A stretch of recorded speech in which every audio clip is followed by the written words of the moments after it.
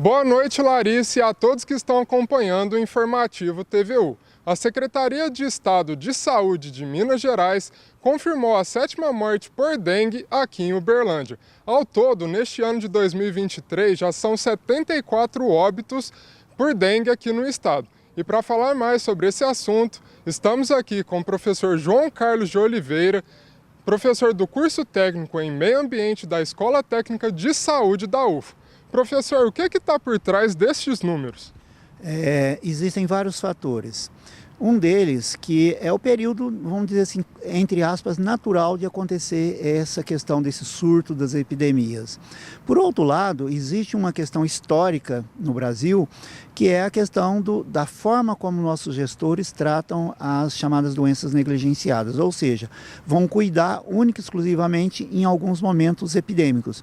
E nós já sabemos que existem conhecimento e informação suficiente para mudar esse cenário. Então, neste caso, além da questão de ser um momento propício, tem a questão da gestão e também outros fatores que vão agregar aí, por exemplo, pode ter aumentado o período de precipitação, a questão da temperatura e a própria forma como a população lida com essa questão do cuidado com seus ambientes. E professor, qual que é o papel do poder público nesse sentido e como que a população pode estar ajudando também no combate à dengue? Continuando aquilo que eu já tinha mencionado, a gestão pública precisa urgentemente mudar a sua forma de fazer gestão de vigilância em saúde em relação, por exemplo, a essas doenças que nós denominamos de negligenciadas, no caso, aqui em particular, dengue e chikungunya e zika. Então, é preciso fazer um trabalho o ano inteiro e todo ano. Um trabalho de sensibilização, mobilização, aquilo que a gente chama de educação em saúde, educação e saúde. Isso fazendo com que a população seja mais sensibilizada, mobilizada e participe, porque o poder público sozinho não dá conta mais. É preciso que o poder público convide, convoque, chame os diferentes segmentos da sociedade para participar de uma maneira integrada, de uma maneira mais interagida, de uma maneira mais dinâmica. Caso contrário, nós vamos continuar todo ano nesse período, vamos dizer assim, reforçando mais uma vez os casos de dengue novamente. E professor, aqui na cidade de Uberlândia, a gente vê uma grande força-tarefa em relação à limpeza urbana e também na aplicação de fumacê. Eu queria te perguntar se isso é efetivo e como que a gente pode estar caminhando para solucionar esse problema da dengue. Olha, são duas medidas de controle de vetores.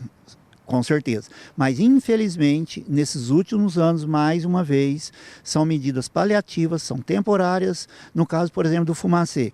Ele não atinge os focos onde estão as larvas e os ovos. E o que acontece? Além de matar indiscriminadamente inúmeros outros vetores, se é que também não atinge a saúde da população. Em relação à retirada dos criadouros, a chamada limpeza que se faz, os famosos mutirões, é uma medida de certa forma até efetiva, porque você retira os criadouros. Mas o que acontece? Fazer somente em determinados períodos de focos de epidemias, mais uma vez, você mobiliza temporariamente. É preciso fazer o ano inteiro. Por exemplo, a limpeza, a retirada desses criadouros.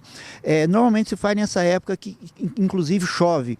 É um período muito incômodo, muito ruim para se fazer a retirada. Tem que fazer num período, por exemplo, que não chove, entra no nosso período aqui da seca, em que fica muito mais fácil a entrada, a limpeza, a retirada desses resíduos.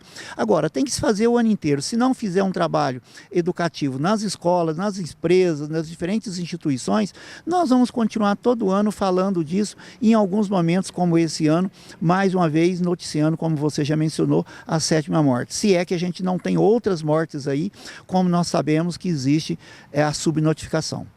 Muito obrigado, professor. E ainda segundo dados do estado, já são mais de 130 mil casos confirmados por dengue. Volto com você no estúdio, Larissa.